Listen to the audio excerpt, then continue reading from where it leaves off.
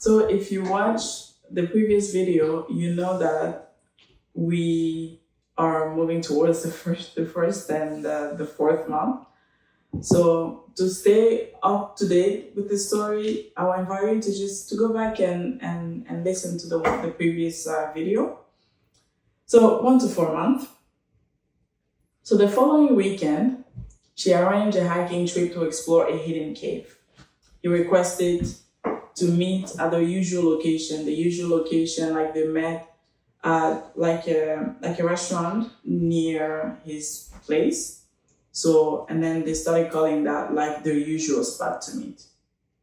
And he brought along his best friend. Although he arrived about an hour late, she had kind of grown accustomed to his tardiness and dismissed it. They picked up his best friend Alex and proceeded to the park at the trailhead. While Liam was busy kind of organizing their gear, Evie seized the moment to connect with Alex privately. Alex remarked, "I have heard so much about you.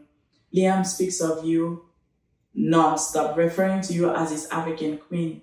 He describes you as a fantasy brought to life, and I was beginning to wonder if such a person truly existed."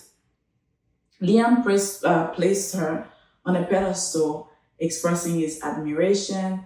Alex expressed that he has never witnessed Liam exhibit such enthusiasm for anyone despite their long-standing friendship.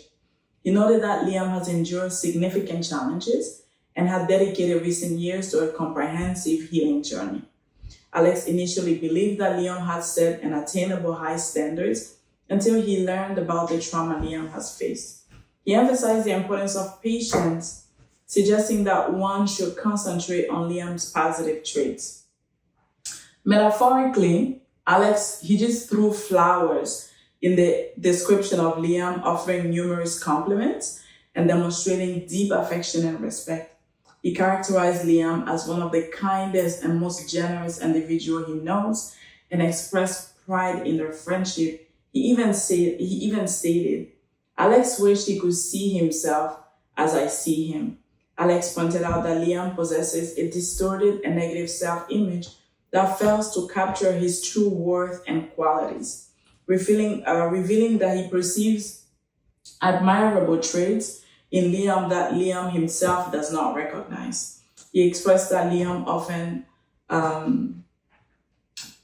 serves as his harshest critic, frequently overextending himself through self-sacrifice and a strong desire to please others. This struggle with establishing boundaries and asserting himself usually result in feelings of exhaustion and also just a general imbalance in his life. He reassured her that Liam is aware of this pattern and is actively working towards improving this or addressing them. He requires patience. He repeats again. He requires patience and the creation of a supportive environment for him to learn self-kindness and ultimately to achieve his full potential. Nevertheless, he is an exceptional individual. Liam frequently describes himself as one of one, highlighting his unique identity, a sentiment echoed by Alex, who affirmed that he has never encountered anyone quite like him, stating he is one of a kind individual and you are fortunate to have him in your life. Alex also noted that he and Liam share many common interests, particularly a holistic lifestyle that underscores the interconnectedness of the body, the mind, the spirit, and the environment. He identified essential aspects of their lifestyle, including clean eating, meditation, exercise, connection with nature, and prayer. Alex appeared genuine to Evie. While hiking towards the cave, he spoke passionately about his healing journey, recounting his experience at the men's retreat, a unique space for personal growth, self-discovery, and connection with other men.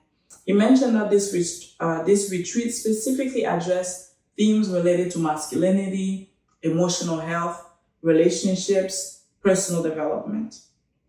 Additionally, he shared his experience at a silent retreat where he spent about 10 days in silence, allowing him to disconnect from the outside world and engage in introspection, meditation, and personal growth. He also discussed various methods for cleansing and detoxifying the liver and other organs through dietary modifications, herbal treatments, and lifestyle changes.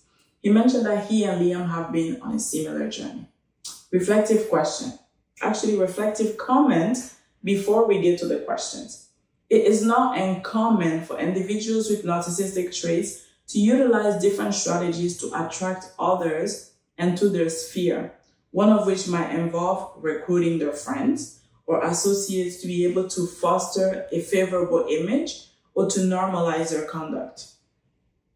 So reflective questions. The way I organize the reflective questions, it touches into your feelings and sensations. It touches into self-awareness, coping strategies, support system. Usually the reflective questions, it will be like 4 or 5 of them. But for the sake of the podcast, I might share less. I will keep directing you to the book. So the first reflective questions, have you ever found yourself involved in a relationship with someone displaying narcissistic traits or narcissistic characteristics? Because narcissism, it comes on a spectrum, and sometimes we don't encounter people that do have the diagnosis, but a lot of people do display some narcissistic traits. So the next part of the first question is, what initially drew you to them, and what insights did you gain from that experience? Another question to reflect on, what particular tactics do you think individuals with narcissistic traits often employ to attract others? In the story, you can see Alex doing an amazing job. I do not know him. I don't know if it was intentional or not. And it doesn't really matter, right? Because often this is something that I think is also very important to address with, sometimes clients will ask me, Ines, do you think it was intentional? Do you think it was conscious? Do you think they meant to do this? For me, at the end of the day, it doesn't really matter if it was intentional or not, right? If we go back to what we spoke about in the other episode, if you have not watched it, please catch up. In the other episode, we spoke about the idea of the body speaks louder than anything. We talked about silence. Silence is a form of language, right? So does it really matter whether it's intentional or not? Because sometimes when we start telling ourselves it is an intentional, they're a good person, but you don't understand, and then we start justifying, rationalizing, or looking for reasons to continue like enduring the abuse. So the other question is, do you recall any personal experiences that exemplifies these tactics as Alex is engaging in? The third question, what warning signs do you believe should be identified when engaging with individuals who show narcissistic traits? In what ways can you recognize these indicators influence your interactions with them? And on boundaries, what essential boundaries do you consider important when dealing with people who exhibit narcissistic behaviors? And how can setting these boundaries safeguard your emotional health?